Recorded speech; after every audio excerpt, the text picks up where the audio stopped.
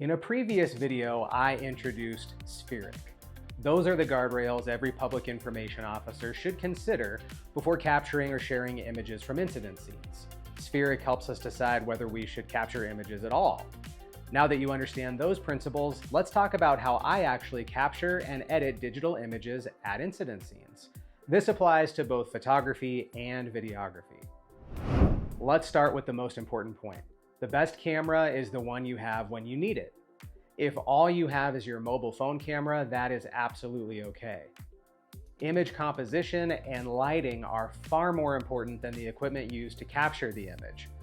Great storytelling comes from how you see the scene, not how expensive your camera is. One of the most important composition tools is the rule of thirds.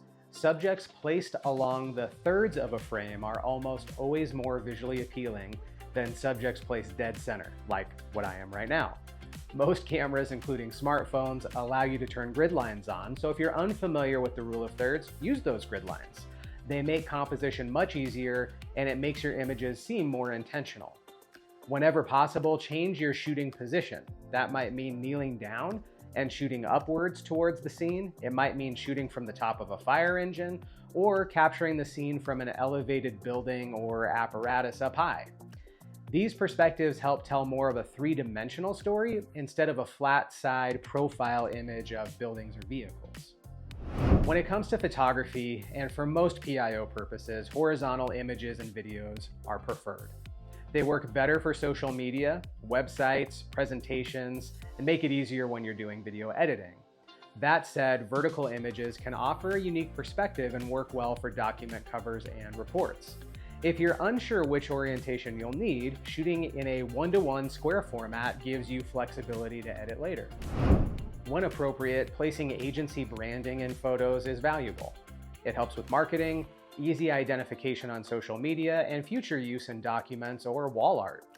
That doesn't mean forcing logos into every frame or superimposing your logo. It means being intentional when the opportunity is there.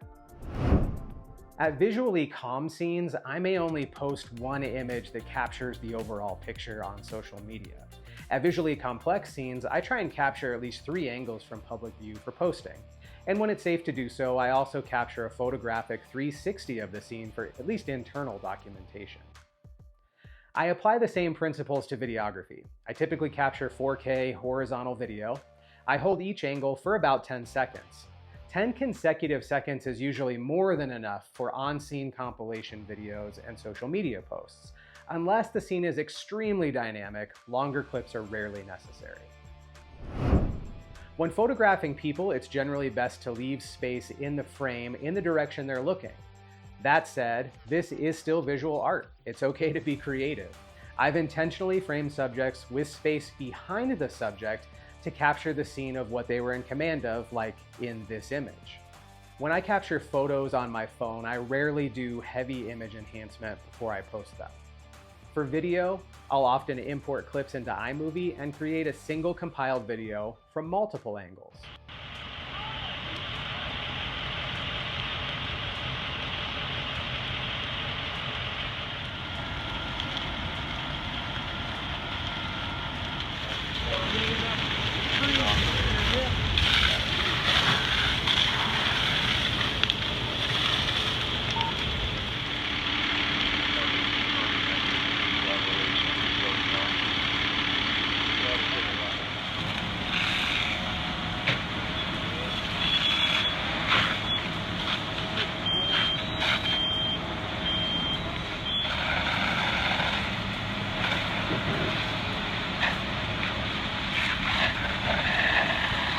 In the past, I've recorded incident updates with someone holding my phone. I'm Eric Hurst, Public Information Officer with South Metro Fire Rescue.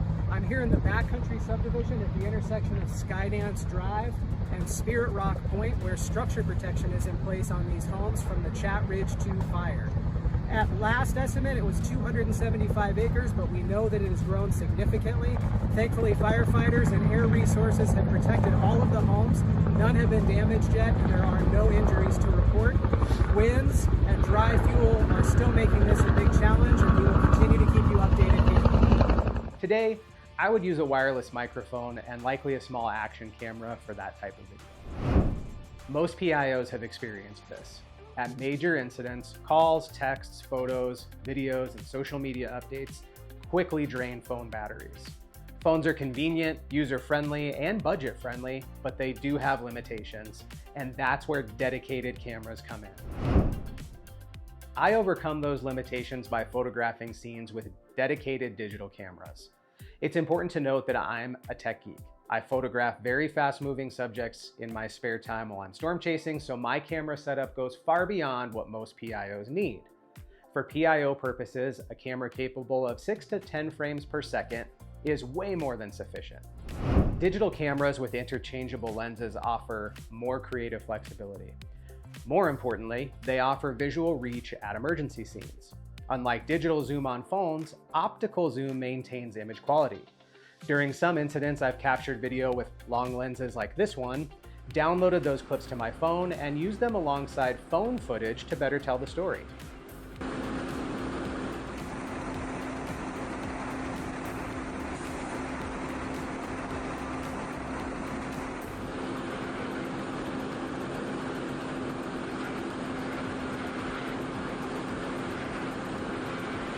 Lenses with wide apertures perform better in low light conditions. Think of aperture like the human eye. Lower numbers mean wider opening, allowing more light to reach the camera sensor. This matters because camera flashes are distracting. Fire apparatus, PPE are highly reflective. Flash photography often creates a very harsh, messy image. Image stabilization, both in lenses and camera bodies, helps reduce motion blur, especially in low light or cold conditions when we're physically shaking. Megapixels matter. If you plan to crop images, enlarge them for printing, or use them in long-term agency materials, higher resolution images retain more usable data and look better. In my camera setup, my Sony A1 has a 50 megapixel sensor, and the Sony A9 III that I'm recording on right now has a 24 megapixel sensor. The 24 megapixel range is probably perfect for most PIO applications. I'm not going to dive into manual camera settings in this video, but for PIO purposes, shooting in automatic mode is more than sufficient if you're shooting in RAW format. RAW files preserve far more data and give you much more flexibility during the editing process. Yes, RAW can feel intimidating at first, but it's absolutely worth the effort. I import my photos into Adobe Lightroom. There, I make quick manual adjustments or apply presets to speed up my workflow. If needed, I bring images into Adobe Photoshop to censor sensitive content or remove distractions. These tools are powerful, user-friendly, and incredibly effective at making images stand out for your social media. In the end, the best camera is still the one you have with you when you need it. But a digital camera with interchangeable lenses, ideally one that handles both photo and video, is a powerful tool to have in your PIO toolbox. Used correctly, it can dramatically enhance your workflow and your agency's public image. And this video is really just the foundation. Coming up next, I'm launching a new training series called The 5%. FEMA and other sources teach that public information officers spend about 5% of their time working actual emergencies. Those low-frequency, high-stakes incidents deserve more attention during our 95% days. But where do you actually find fire-specific PIO training? Well, in the 5% series, I will break down real incident types, real decision-making, and what PIOs actually need to be thinking about when it matters most. If you want to be better prepared for the moments that define your agency and perhaps even your career, then this series will be for you. If you want to be notified when my new videos are live on the channel, hit the subscribe button, tap the notification bell, and I'll see you in the next video.